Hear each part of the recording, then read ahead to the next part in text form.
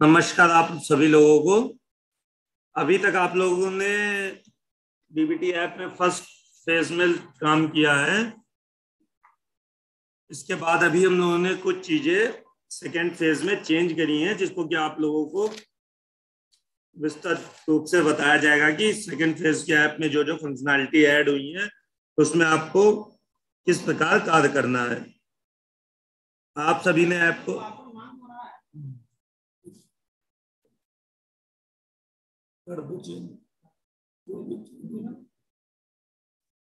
आप लोगों को इसमें क्या क्या काम करना है और किस तरीके से इस पे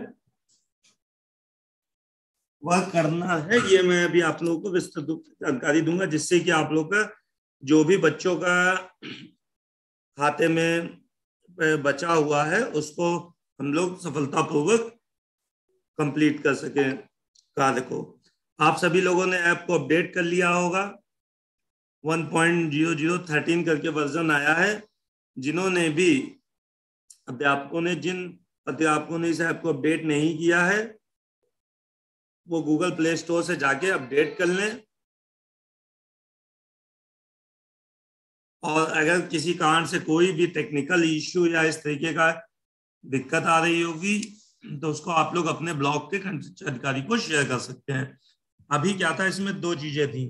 फर्स्ट फेज में हम लोगों ने जितना भी काम किया, जितने भी बच्चे रजिस्ट्रेशन हुए हैं, एक दिन पहले तक का आपके सिस्टम पे आपने पोर्टल पे जाके रजिस्ट्रेशन किया है, ऐप में वो बच्चे प्रदर्शित हो रहे होंगे। पिछली बार आप लोगों ने काम कर लिया, इसमें से दो स्क्रीन दिख रही हैं, प्रमाणित अप्रमाणित। प्रमाणित छात्र वो थे जिनका अभिभावक का आधार सफलतापूर्वक सत्यापित हो चुका था, लेकिन इसी में कुछ अभिभावकों का नाम में अंतर आने के कारण या आधार उन्होंने अपना चेंज करा लिया, इस कारण से वो अप्रमाणित छात्र में चले गए थे। तो उनको हमने दोबारा से ओपन कर दिया है, सिस्टम में खोल दिया है कि उनपे भी आप लोग एक बार सही जानकारी लेके अभिभावक से उसको फिर से प्रमाणित कर सकते हैं। तो जैसे ही हमने उसको ओपन किया है वो अप्रमाणित में से 0 हो गया है और ऊपर के फ्रेश काउंट पेंडिंग लिस्ट में आपके काउंट बढ़ गया होगा। जिनके में भी प्रमाणित की संख्या आ रही होगी अध्यापकों के मोबाइल में, और उनके में सब में वो संख्या वहां पे बढ़ गई होगी। संख्या उतनी ही दिखेगी जितने पे सबने शुरू में अलॉट किया था हम लोगों ने क्लास। इस तरीके से आप लोग देख रहे होंगे। अगर हमने अपने में 66 क्लास, जैसे वेदपाल जी इन्होंने अपने में क्लास फर्स्ट ली थी, तो उनको अभी भी क्लास फर्स्ट का ही काम करना है। नेक्स्ट करेंगे तो आपको ये दिखेगा कि ये 3 बच्चे पहले अप्रमाणित में पढ़े थे, जो कि अभी फ्रेश कंडीशन में बिल्कुल नए तरीके से काम करने के लिए इन 3 बच्चों पे हमने ओपन कर दिया है।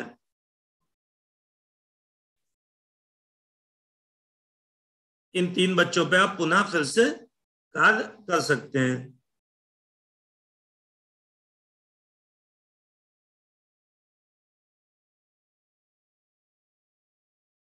इस पे क्लिक करेंगे, अंदर आपको तीनों बच्चों की पिछली बार की तरह सारी जानकारी मिलेगी।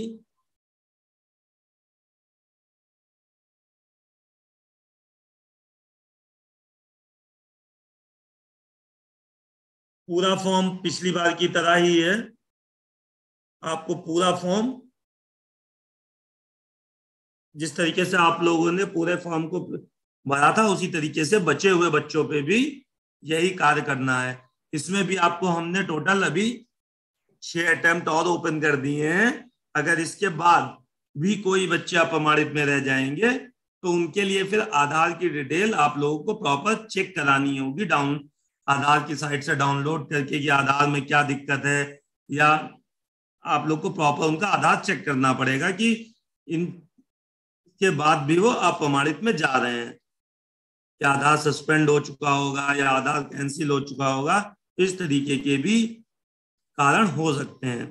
पहला काम आपको करना है, जो अप्रमाणित में छात्र थे उन पे काम करना है। उसके बाद हमने बीओ को जो भेजे थे वो संख्या दिख रही होगी, उस पर भी बीओ ने काम करना है। दूसरा है बीओ द्वारा वापस भेजे गए छात्र, रिवर्ट, जो बीओ बीएसए द्वारा रिवर्ट किए गए, यानी कि आपको वापस किए गए। कुछ त्रुटिपूर्व, जैसे अकाउंट नंबर गलत हो गया या उनकी नाम गलत हो गया, बैंक का नाम गलत हो गया, इस तरीके की कई चीजें आई जो टीचर ने गलती पूर्व इसको प्रमाणित कर दिया और आगे भेज दिया बीओ पे। बाद में जब अध्यापक द्वारा चेक किया गया कि ये चीजें गलत हो गई हैं, तो उन्होंने खंड शिक्षा अधिकारी या अपने बीएसए के माध्यम से इसको रिवर्ट करा लिया। तो वो संख्या आपको यहाँ पे बीओ द्वारा वापस भेजे गए में दिख रही होगी। इस पे आप अंदर जाएंगे तो आपको दिखेगा कि आप उन्होंने किस कारण से वापस भेजा था। इसमें रीजन आपको दिख रहा है कि आपने किस कारण से इसको वापस भेजा था। Forward from teacher to BO by mistake, आपने गलती से बीओ पे भेज दिया था। तो आपने जब बीओ से बात करी तो बीओ ने इसको वापस भेज दिया और इसका गार्जियन आधार का स्टेटस ब्लैंक हो गया। हमने इसको फिर से ओपन कर दिया है, पुराने की तरह, बिल्कुल नए फॉर्म की तरह इसको हमने ओपन कर दिया है। इसमें भी आप विवरण भरे पे जाएंगे, पूरी तरीके से पुराने जानकारी की तरह पूरा फॉर्म खुलेगा। बैंक की डिटेल जो आपने भरी थी वो भर के आ रही है। इसमें आपको चेंज करना चाहेंगे तो चेंज कर सकते हैं।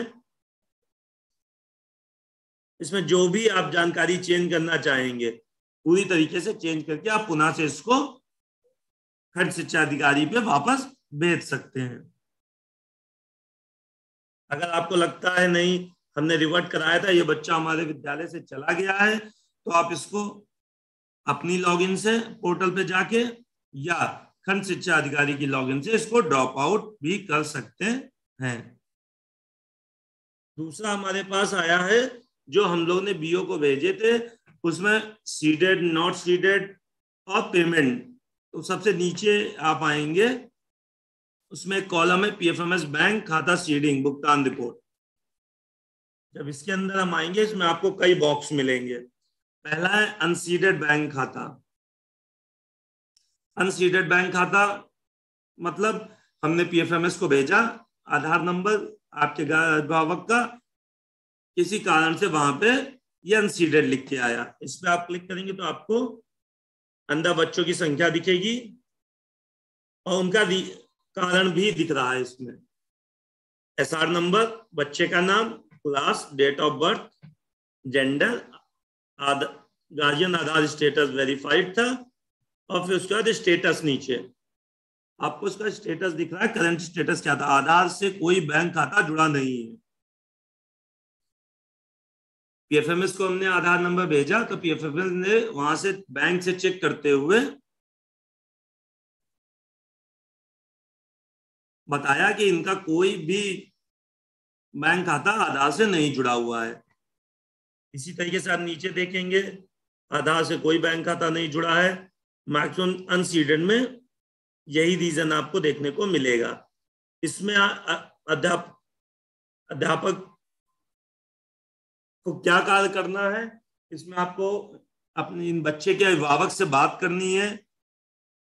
उनसे बात करके आपको इतना बताना है कि आप अपने आधार को जो भी बैंक खाता खुला है, जरूरी नहीं है कि कोई एक पर्टिकुलर कोई बैंक खाता हो जिसके आपने कोई भी उनका एक बैंक खाता हो जिसका आधार लगाया है यहाँ पे डीबीटी ऐप में, उस आधार को किसी भी बैंक खाते से जाके जुड़वा लें, जिसको सीडेड कहते हैं कि सीड करा लें।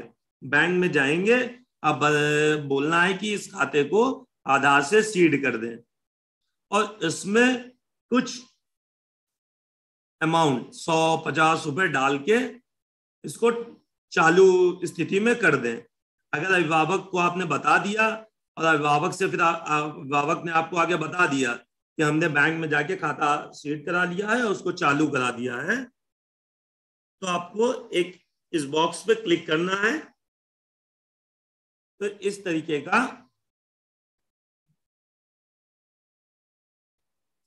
एक आपको मैसेज दिखेगा कि आप डाटा को भुगतान है तो आगे भेजना चाहते हैं। अगर आप हाँ क्लिक कर देंगे तो ये हमारे पास पीएफएमएस में भुगतान के लिए तैयार हो जाएगा। लेकिन इसको आप लोग तभी करिएगा जब एक बार अभिभावक से बात कर लीजिएगा कि उन्होंने अपना खाता में आधार लगा लिया है, खाते को चालू करा लिया है। इस प्रक्रिया को टिक तभी करिएगा, वरना आप बिना जाने समझे इसको पूछे, अगर इसको आप टिक कर देंगे कि नहीं करा लिया होगा हमने तो बोल दिया था, तो ये फिर से आपको तीसरे फेज में भी काम करना पड़ जाएगा। जिनका पैसा बच जाएगा तो फिर तीसरे फेज में भी आपको यही काम करना पड़ेगा। इसलिए आप लोग अभिभावक से बोल दीजिए, वार्ता करके उन लोगों को प्रधान के तो जिस तरीके से भी आप लोग को उनको बताना है, बताते हुए कि इसको बैंक में आधार लगा लें और बैंक खाते को चालू कर लें। और इसको आप हाँ कर देंगे तो ये सीधे पेमेंट जाने के लिए इस बच्चे का तैयार हो जाएगा। इसी तरीके से आप आएंगे, सीडेड आधार बैंक खाते जितने थे उनके में आपको सफल भुगतान आ गया है।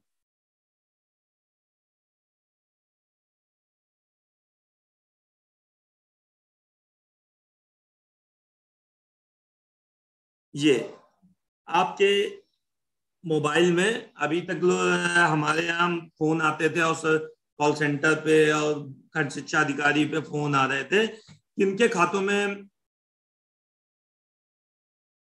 पेमेंट चली गई है, पैसा डीबीटी का चला गया है, ये नहीं जानकारी हो पा रही थी। तो आप लोगों को ये ऐप में जानकारी मिल जाएगी कि इस बच्चे के खाते में पेमेंट सक्सेस हो गया है, उसका ट्रांजैक्शन आईडी, अकाउंट नंबर और बैंक की डिटेल आपको यहाँ पे प्रदर्शित होने लगेगी कि इनके खाते में पेमेंट चला गया है। आप इस पे क्लिक करेंगे तो आपकी उनकी पूरी डिटेल, स्टूडेंट का नाम, date of birth, pin code, mobile number, payment success और उसके ट्रांजैक्शन आईडी, ये सब आपको पूरी विस्तृत रूप से जानकारी यहाँ पे प्रदर्शित होगी। इसको आप प्रिंट करना चाहते हैं तो इसको प्रिंट करके आप अभिभावक के व्हाट्सएप नंबर पे या उनको किसी के एसएमएस के थ्रू या किसी भी तरीके से आप इसको उनको सेंड कर सकते हैं। दूसरी चीज, इसकी रिपोर्ट आप पोर्टल, प्रेरणा पोर्टल पे भी जाके आज शाम से पूरी लिस्ट निकाल ले सकते हैं कि कितने बच्चों के खातों में पैसा ट्रांसफर हो गया है, कितने बच्चों के खातों में नॉट सीडेड आया है, किस रीजन से आया है, कितने के खातों में पैसा सीडेड था लेकिन बट ट्रांसफर नहीं हुआ है। ये आप जाके प्रेरणा पोर्टल से पूरी लिस्ट निकाल सकते हैं। ऐप में आपको एक एक बच्चे का स्टेटस देखना होगा, पोर्टल पे आप जाके पूरी लिस्ट एक्सेल में, पीडीएफ में डाउनलोड कर सकेंगे। इसी तरीके से आपका विफल भुगतान, जिनका सीडेड तो आया और हमने पेमेंट भेजा, उसमें भी विफल भुगतान के ऑप्शन आए कि इनका पेमेंट फेल हो गया है। उसमें भी आपको इसी तरीके से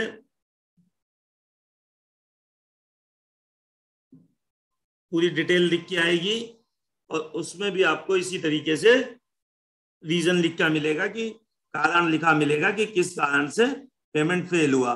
उसमें आपको कई कारण है कि खाता ऑपरेशनल नहीं था, खाते में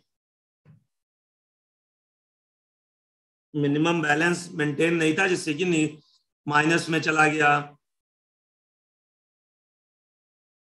खाता डॉर्मेंट था, या कुछ रीजन है, कारण ऐसे भी आए हैं क्योंकि क्रेडिट लिमिट, डिपॉजिट जो लिमिट थी वो खत्म हो चुकी है। जैसे जनधन के खाते होंगे या जीरो बैलेंस खाते होंगे, उनमें मंथली, क्वार्टरली, ईयरली एक लिमिट होती है कि आप इतना ही डिपॉजिट कर सकते हैं। तो कुछ खातों में यह भी कारण आया है कि लिमिट ओवर हो चुकी है, तो उसमें आपको या तो उनका खाता दूसरे बैंक में सीट कराना पड़ेगा, या आपको बैंक से उनको उसकी जानकारी लेनी पड़ेगी कि ये किस कारण से आया है। तो इसकी पूरी लिस्ट आप पोर्टल से निकाल सकते हैं। इसके बाद इसमें एक आप देखेंगे तो एक ऑप्शन और बड़ा है, अपडेट गार्जियन कॉन्टेक्ट डिटेल। हम लोग ने यहाँ पे कॉल सेंटर के माध्यम से सारे गार्जियन को कॉल करा के उनको बताया IVR के थ्रू कि आप अपने बैंक खाते को, आधार को जाके सीड करा लें और उसको चालू रख लें। लेकिन 30% नंबर करीब ऐसे मोबाइल नंबर मिले जिन पे की कॉल नहीं उठी, तो हमने इसमें आपको अंदर अपडेट गार्जियन डिटेल का ऑप्शन दिया है कि आप यहां जाके उनके कॉन्टेक्ट डिटेल को, जैसे इसमें आप देखेंगे इस कॉल कनेक्टेड नॉट आंसर्ड, हमने इनको कॉल करी और इनको फोन नहीं उठा, तो इनका आप नंबर यहाँ पे अपडेट कर सकते हैं, या इनका कोई अल्टरनेट नंबर, कोई दूसरा नंबर हो, इनका यहाँ पे नंबर दर्ज कर सकते हैं, जिससे कि कॉल सेंटर के माध्यम से स्टेट में विभाग किसी भी अभिभावक से बात करना चाहे कि उनके खाते में पैसा पहुंचा है, कितना पहुंचा है, कोई भी है और जानकारी स्टेट से अभिभावक को दी जा सके, उनको सही जानकारी बताई जा सके कि आपका पैसा पहुंच चुका है, तो आप यहाँ पे उनका नंबर अपडेट भी कर सकते हैं और एक उनका एक्स्ट्रा नंबर भी दे सकते हैं। आप इसमें चेक करेंगे तो जिनमें नॉट आंसर है उनमें आप दोनों नंबर चेंज कर सकते हैं, जिनमें आंसर्ड है उनमें आप सिर्फ एक अल्टरनेट नंबर दे सकते हैं। अभी इसमें देखिए करीब 30% नंबर ऐसे हैं जो नॉट आंसर्ड हुए, उनकी लिस्ट यहाँ पे आ रही है, तो आप इसमें उनके नंबर्स को अपडेट कर लेंगे। मोबाइल नंबर ऐसे हैं जिनमें कि हम लोगों ने यहाँ से कॉल सेंटर से भी कॉल करवाई तो उनमें मोबाइल नंबर स्विच ऑफ हो गए हैं, इनकमिंग सेवा बंद हो गई है, तो आप ये चीजें चेक कर सकते हैं।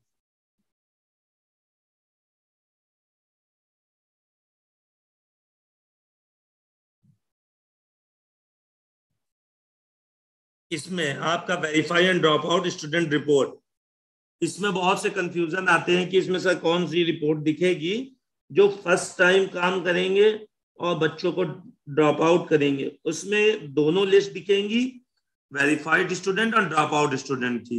लेकिन जिसमें हम आधा काम कर चुके हैं और बच्चों को वेरीफाइड कर चुके हैं, उस बॉक्स में सिर्फ वेरीफाइड स्टूडेंट की रिपोर्ट ही प्रदर्शित होगी।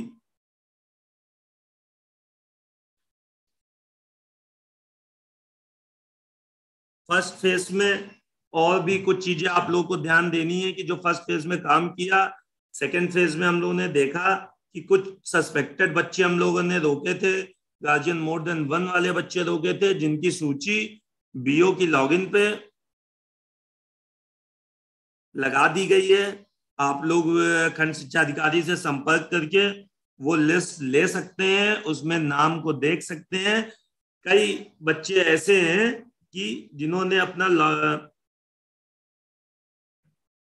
लॉकडाउन पीरियड में किसी अपने घर चले गए, नाना नानी यहाँ चले गए, वहां भी नाम लिखाया, फिर आपके यहाँ दूसरी जगह भी नाम लाके लिखाया, उन बच्चों को हमने सस्पेक्टेड में मार्क कर दिया और वो रुक गए पेमेंट के लिए। तो इस पे आप लोगों को खंड शिक्षा अधिकारी से साथ बात करके उनमें से जो भी बच्चा आज की डेट में वर्तमान स्थिति में जिस स्कूल में पढ़ रहा है उस स्कूल में आपको उसको उपस्थिति दिखानी है, बाकी जिस स्कूल से वो आज की डेट में नहीं पढ़ रहा लेकिन नाम लिखा है उसमें उसको आपको ड्रॉप आउट कर देना है। इन बच्चों को तब तक आगे प्रोसीड नहीं होगा जब तक आप खंड शिक्षा अधिकारी से बात करके गार्जियन मोर देन वन और सस्पेक्टेड वाले लिस्ट को काम नहीं कर लेंगे।